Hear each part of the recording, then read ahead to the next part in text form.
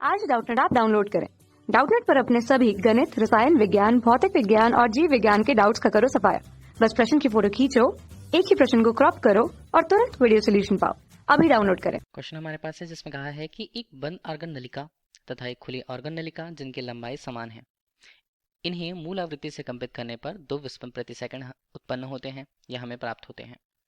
अब अगर खुली आर्गन नलिका के लिए उसकी लंबाई को आधी कर दें और बंद आर्गन नलिका के लिए उसकी लंबाई को दुगुनी कर दें, तो इस स्थिति में मूल आवृत्ति से कंपित कराने पर प्रति सेकंड उत्पन्न विस्पंदों की संख्या कितनी होगी, ये पूछा जा रहा है क्वेश्चन पे। मान हमारे पास दिए हैं 2, 6, 8 और 7 के रूप में। तो विस्पंदों की संख्या नई स्थिति पर हमें निकालनी है। 2 आर्गन नलिका हमारे पास है, तो इसे हम लिखें तो एक पहला हमारे पास होता है बंद आर्गन नलिका और दूसरा होता है हमारे पास खुला आर्गन नलिका। ठीक है, तो बंद आर्गन नलिका के लिए अगर हम उसके मूल स्वर की आवृत्ति कहें या मूल आवृत्ति को लिखें तो एफ सी के रूप में प्रस्तुत करेंगे। मान कितना होगा? मान होगा यहाँ पर v बटे 4 सी के रूप में। ठीक है, अब हम यहाँ पर बता देते हैं कि ये है क्या क्या। एफ सी को हम बोलते हैं बंद आर्गन नलिका के लिए उसकी मूल स्वर की आवृत्ति, सी मतलब क्लोज्ड, लंबाई भी उसकी एल सी हमने ले ली। अब खुले आर्गन पाइप के लिए अगर हम लें तो खुले आर्गन नलिका के लिए उसकी लंबाई को आवृत्ति को पहले हम ले लेते हैं एफ नॉट के रूप में और इसका मान होगा v बटे 2l नॉट के रूप में। ठीक है, तो ये हमारे पास क्या हो गया, खुला आर्गन नलिका हमारे पास हो गया, उसके लिए मूल स्वर की आवृत्ति हमें मिल गई। अब बोला है कि अगर इन्हें दोनों को मूल आवृत्ति से अगर कंपित किया जाए तो 2 विस्पंद प्रति सेकंड उत्पन्न होते हैं। अब देखिए लंबाइयां तो दोनों की समान है, एल सी का मान यहाँ पर बराबर है एल नॉट के। ठीक है, इस आधार पर अगर हम देख लें क्या बन जाएगा, इनकी आवृत्ति का मान यहाँ पर एल नॉट अगर हम रखें तो 1/2 के रूप में अगर हमने रखा तो मान हमारे पास बनता है एफ नॉट के रूप में, एफ नॉट बराबर बनता है 2 एफ सी के रूप में। ठीक है, तो ये हमारे पास हो गया कि दोनों के लिए आवृत्तियां जो है किस तरह से संबंधित है। तो फिलहाल हमने समीकरण 1 दे दिया उसे। ठीक है, अब दूसरा समीकरण हम देखें तो वो कैसे बनेगा।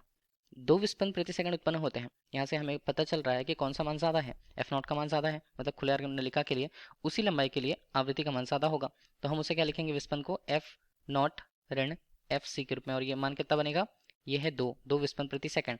तो ये हमारे पास बन गया 2 समीकरण के मान को हल कर लें तो हमें क्या मिलेगा, समीकरण 1 एवं 2 से एफ नॉट के रूप में 2 एफ सी के रूप में मान डालें तो एफ सी के रूप में ही मान आया और वो 2 के बराबर, मतलब 2 हर्ट्स हमने कह दिया। और एफ नॉट का या एफ ओ का मान हम निकालें तो वो कितना आएगा, 4 हर्ट्स आएगा।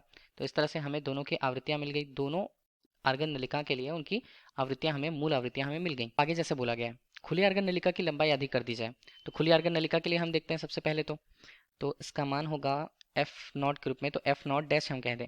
ठीक है, तो इसका मान कितना हो जाएगा, v बटे 2, एल का मान लिखें तो वो होगा हमारे पास एल नॉट बटे 2 के रूप में, क्योंकि लंबाई हमने आधी कर दी है, 2 और 2 का मान कट गया यहाँ पर। तो एफ नॉट का मान हमारे पास कितना आया, ये हमारे पास आता है v बटे एल नॉट के रूप में मान। इसमें बटे 2 हम कर देते तो एफ नॉट डैश का मान हमारे पास कितना आ जाता, ये हमारे पास 2 हो जाएगा। और अगर हमने करा तो v बटे 2l नॉट, तो v बटे 2l नॉट हमारे लिए पहले मूल स्वर की आवृत्ति पहली स्थिति पर थी, तो पहली स्थिति के मान का यहाँ पर क्या हो गया है, दुगुना हो गया है दूसरी आवृत्ति का मान, दूसरी स्थिति पर खुले आर्गन नलिका के लिए उसकी आवृत्ति का मान। ठीक है, ये खुली आर्गन नलिका के लिए हमने ले लिया। अब फिर से यही कंडीशन अगर जैसे बोला गया है बंद आर्गन नलिका के लिए कुछ अलग, तो उसे हम देखें तो बंद आर्गन नलिका की लंबाई दुगुनी कर दी जा रही है, तो इसे हम एफ सी के रूप में प्रस्तुत करें, एफ सी डैश हम कह देते हैं।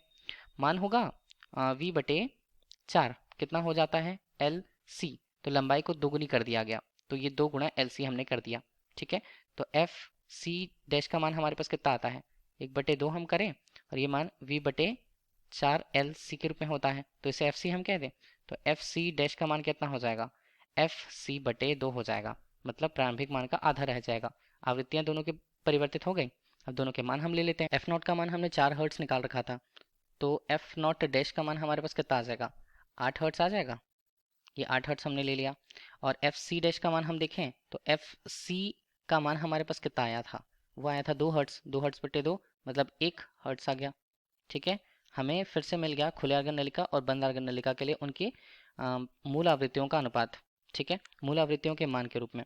अब हम विस्पन की संख्या अगर देखनी चाहें तो विस्पन क्या होता है, विस्पन उनकी आवृत्तियों में अंतर होगा। ठीक है, तो आवृत्तियों में अंतर को x डैश के रूप में प्रस्तुत कर देंगे, तो मान किसका ज़्यादा है, एफ नॉट का ज़्यादा है, तो एफ नॉट डैश ऋण एफ सी डैश हम कह देते हैं। ठीक है, तो मान हमारे पास x डैश का कितना हो जाएगा, 8 ऋण 1 के रूप में, तो x डैश हमारे पास बनता है 7 विस्पन प्रति सेकंड के रूप में। हमारे लिए क्वेश्चन का आंसर हुआ। ठीक है, इसे हम देखें ऑप्शन में हमें कहाँ मिल रहा है, तो हमें मिल रहा है विकल्प डी पर, तो विकल्प डी क्वेश्चन का राइट आंसर। Thank you. कक्षा 6वीं से 12वीं से लेकर नीट, IIT, JEE वो एडवांस के लेवल तक 1 करोड़ से ज्यादा छात्रों का भरोसा। आज ही डाउनलोड करें डाउटनेट ऐप या व्हाट्सएप करें अपने सारे डाउट्स 8400 400 400 पर।